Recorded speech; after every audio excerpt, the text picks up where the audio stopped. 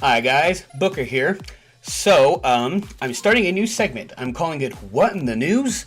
And it will be where I search the internet and find some weird news stories and report them to you guys so I don't have to suffer alone. And I have about 5 of them lined up, so let me get right into it, okay? Our first one comes from Racine, Wisconsin? Racine, Wisconsin. A 12-year-old girl was suspended from school for selling sex toys. But they weren't actually sex toys. They're something called water snakes, which they are, I guess they're just, plastic tubes, and they have fluid inside. I don't know if it's jelly or like water. I mean, water snake, I don't know. But apparently they have little holes in them too.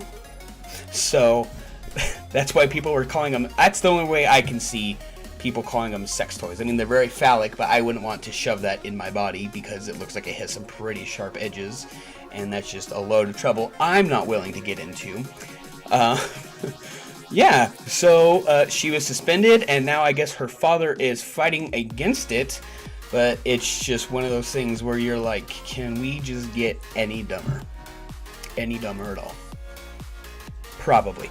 Anyway, let's move on to the next one, shall we? The next one is an engineer makes a ham and cheese sandwich that looks like Vin Diesel.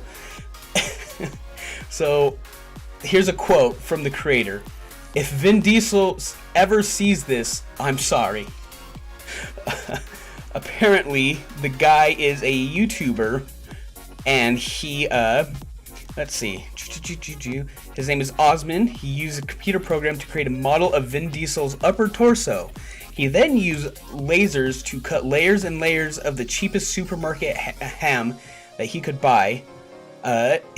Osman's specialty is posting YouTube videos that he describes as having dubious quality, questionable integrity, and unethical delivery. But honestly, looking at this sandwich man, I don't see Vin Diesel. I don't know even who I see. He looks more like Homer Simpson in my opinion than Vin Diesel, but whatever, to each their own. If you want to make a ham and cheese sandwich Vin Diesel, by all means. Alrighty, the third story I have is, it's actually kind of funny. Uber actually recently just launched a self-driving car program, but they just shut it down the other day because the self-driving Uber car in Arizona, let's see, let me get this correct, sorry. The self-driving Uber in the Arizona crash was hit crossing an intersection on yellow. So what it was is a Uber car, like I guess it's self-driving, and it was the self-driving Uber involved in the accident in Arizona last Friday was driving through a yellow light when it was hit by a Honda CR-V. Honda. According to a police report, the self-driving Uber was not at fault when the accident occurred. According to a representative from the Tempe, Arizona Police Department, but the incident showed how humans may be better equipped to handle complex driving scenarios in which the rules of the road shouldn't necessarily apply. Okay, so I think from what it is, it wasn't his fault, but Uber has suspended their self-driving car program in light of the situation. So, Skynet, not today, Skynet, not today. All right. Okay, so fourth one is, this one's kind of creepy. I don't know if any of you know of what they call the Watcher House, but it is a house that somebody keeps sending anonymous letters to saying that they've been watching the house. It's been going on since the 1920s.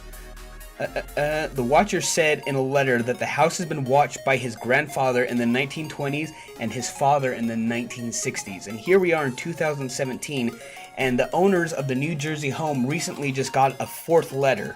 The owners of a New Jersey home received a fourth creepy letter from a letter-writing weirdo known as the Watcher. A lawyer for Derek and Maria Broadus, I'm not sure, I probably butchered that, of Westfield told a judge in court papers the letter arrived February 20th. The letter contained specific threats and was more derogatory and sinister than any previous letter.